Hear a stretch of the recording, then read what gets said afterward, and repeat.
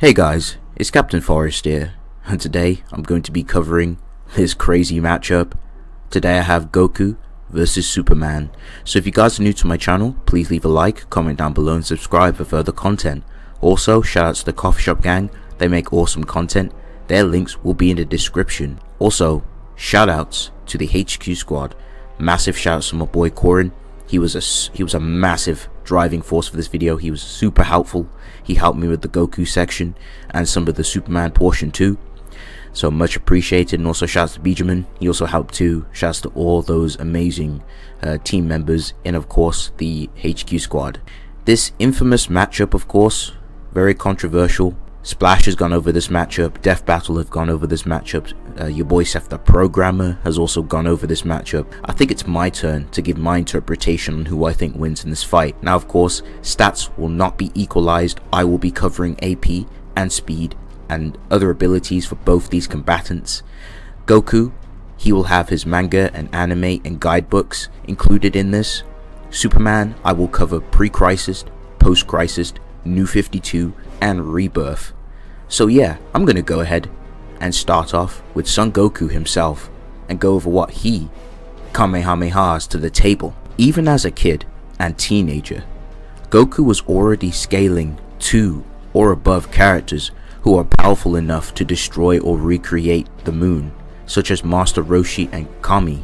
But I'm sure by now that a lot of you are familiar with Son Goku and his phenomenal progression, becoming powerful enough to destroy moons even as a kid and a teenager, going on to fight the planet buster Vegeta in the Saiyan Saga, fighting the star busting Frieza on planet Namek, fighting the solar system busting Cell during the Cell games, fighting multi-galactic and universal level opponents in the Buu Saga, and going on to fight a purple cat of destruction who is capable of easily annihilating the entire macrocosm, absorbing the power of Super Saiyan God into his base, continuing to train and fight powerful opponents such as Golden Frieza, obtaining Super Saiyan Blue before even encountering Golden Frieza. He also goes on to continue his training after defeating Golden Frieza, fighting in the tournament between Universe 6 and 7, where he fights the powerful assassin known as Hit,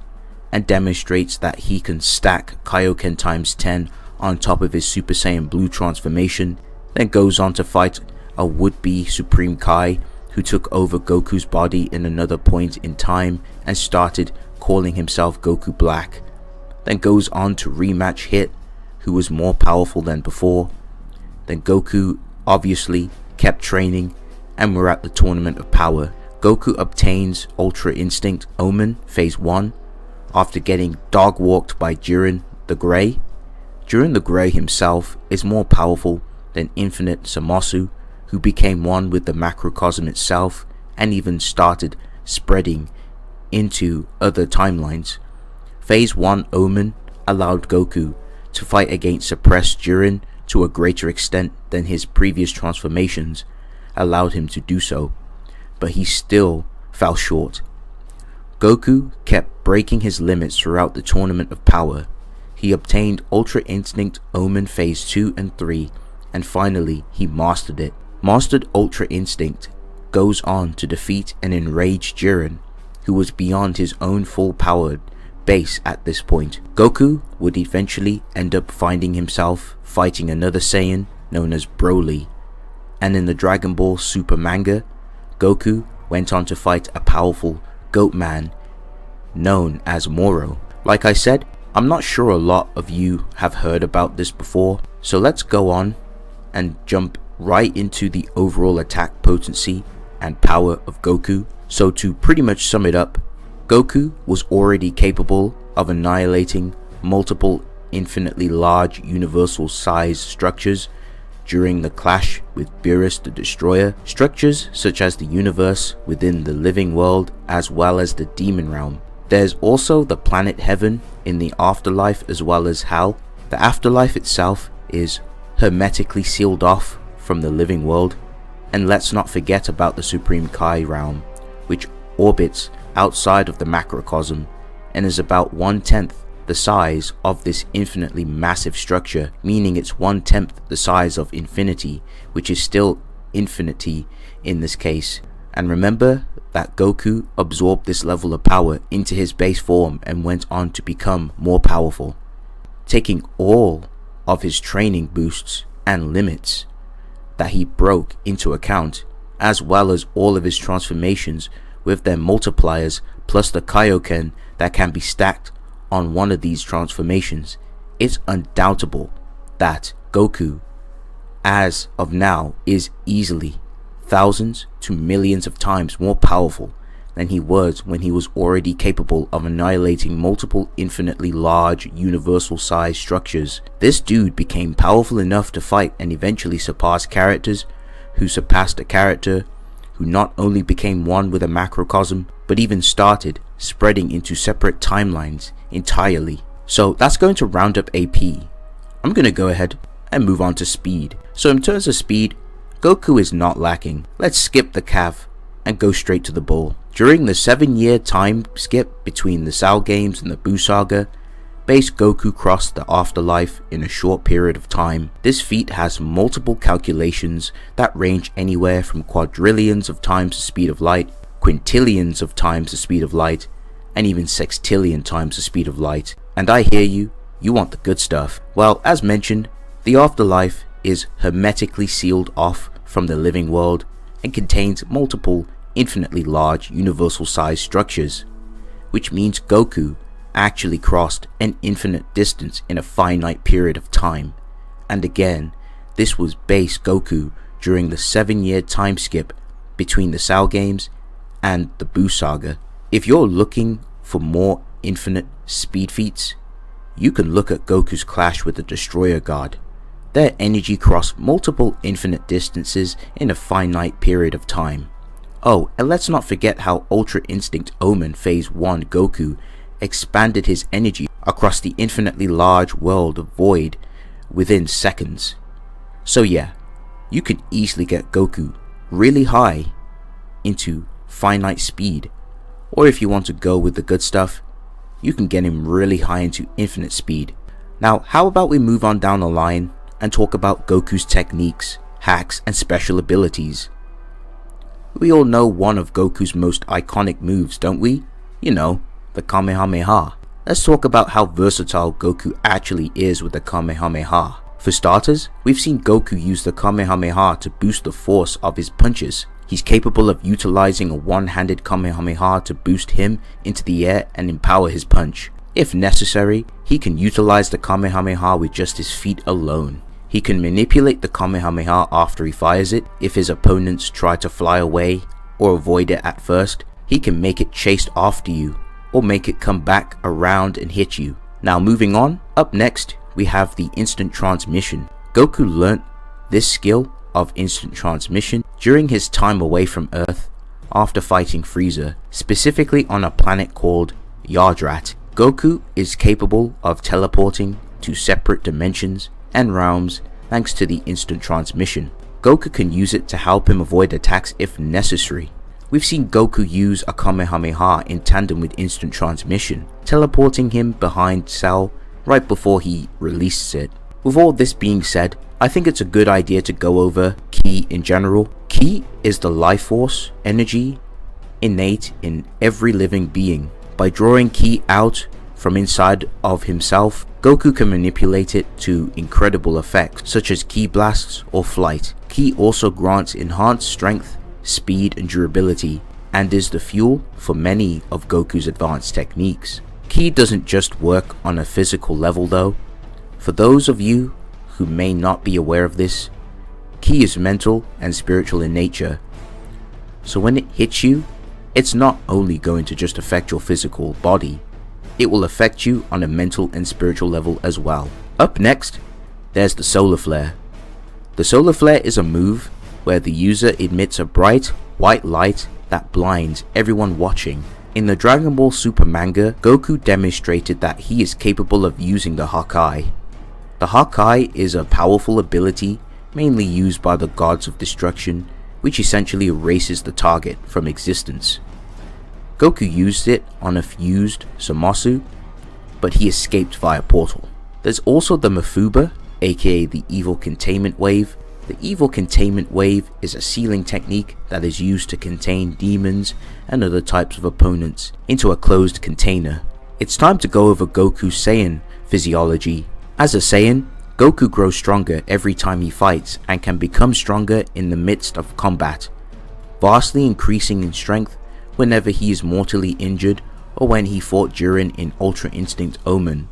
His attacks were getting stronger, faster and sharper over time. Up next, I'm going to go over Goku's adaptation, his ability to copy other techniques, and his overall skill as a martial artist. Do you badasses remember when Kid Goku performed a Kamehameha after having just watched Roshi do it once? And Roshi himself said it takes 50 years to learn this technique. This same Goku straight up copied Roshi's after image technique as well. I've seen multiple people try to downplay Goku using his off-guard moments. However, that's exactly what they are though, off-guard moments. Goku, with his guard up, has no openings at all. In fact, with Roshi, Goku adapted and made up for his own techniques on the spot to counter Roshi's drunken fist.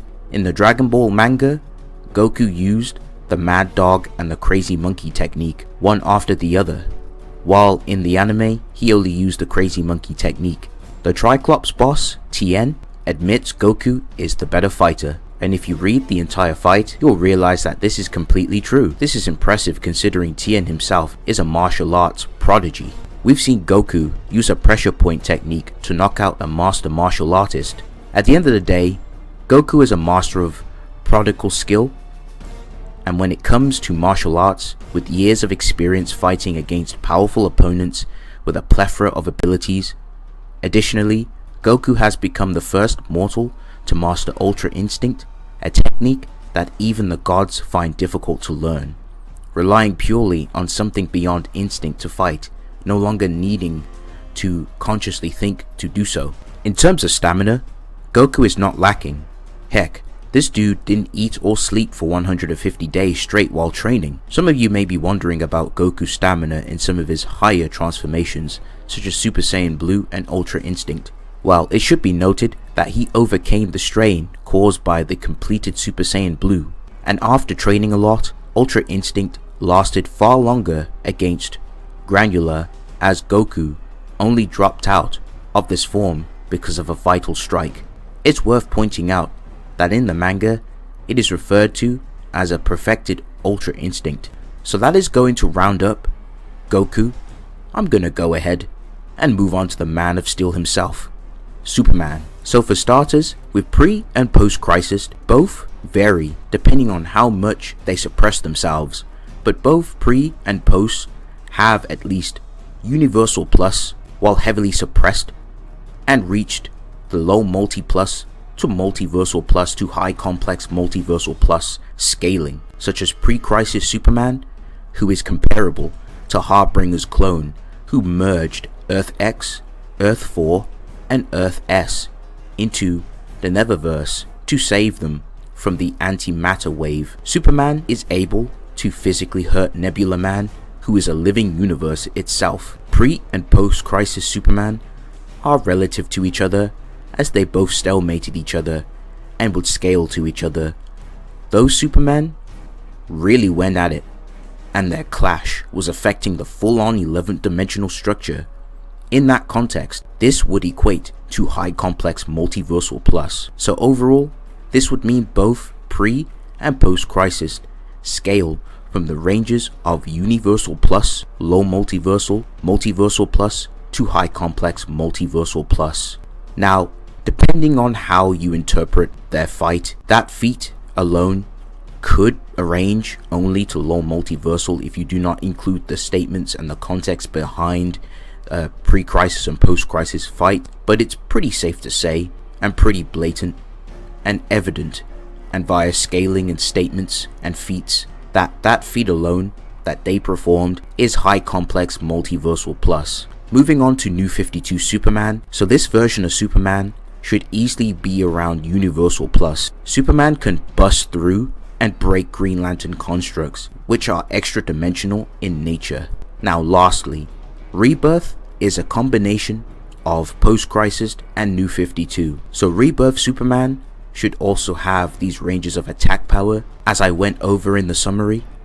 Now Rebirth Superman was amped when he demonstrated this impressive feat where he one-shots the World Forger who came from the 6th dimension.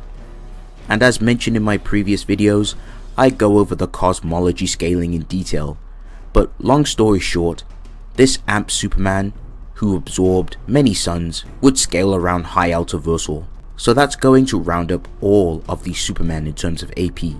Let's go ahead and swing on down to speed. Since pre and post crisis are relative in AP and speed, they both scale to each other in the speed departments and whatever speed feats they performed. Superman kept pace with Jay Garrick and Wally West while they were chasing the Reverse Flash to the past. Wally West himself has legit ran to the 853rd century. We've also seen Superman outpace reality blitzing missiles that was sterilizing the continuum, and Superman can move inside the source where there is no direction. Now that's going to round up pre and post crisis as speed feats easily, some higher scaling into immeasurable to irrelevant.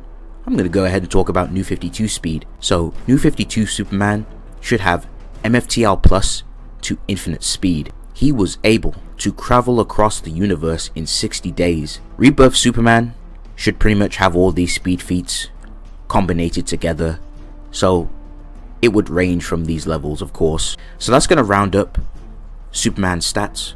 I'm going to go ahead and talk about what Superman's other abilities brings to the table. So Superman has his heat vision, it can negate intangibility, and it affects people on a molecular level. Superman also can freeze people with his ice breath, and can also create a dust storm with his breath. Superman has enhanced senses and hearing. He is able to hear someone in a crowd of 11 million via hearing their heartbeat. He can also tell what materials you are wearing based off the noise and clothing that it makes, such as knowing 10 was wearing Kevlar. Superman can smell your tears. He also has microscopic vision, being able to see subatomic particles. Superman can also see spirits, so he has spiritual awareness. So that's going to round up those feats for Superman. I'm going to go ahead and move on to his resistances. Superman is able to survive in a cosmic storm which affects you on an atomic level. Superman has survived attacks from Blackrock, who is piercing him on a subatomic level. Superman is able to survive and push on after taking a magical arrow to his soul, which was inducing fear and hopelessness, and Superman was able to pull through. Superman is able to resist Eclipso's mental influence. Superman is protected by invulnerable aura. Superman's willpower helps him resist and adapt to people and hexes. He can push himself with his willpower, and Superman also uses his willpower to power up a Green Lantern beam by 20%. Superman also has his Type 3 and Conceptual Type 8 immortality.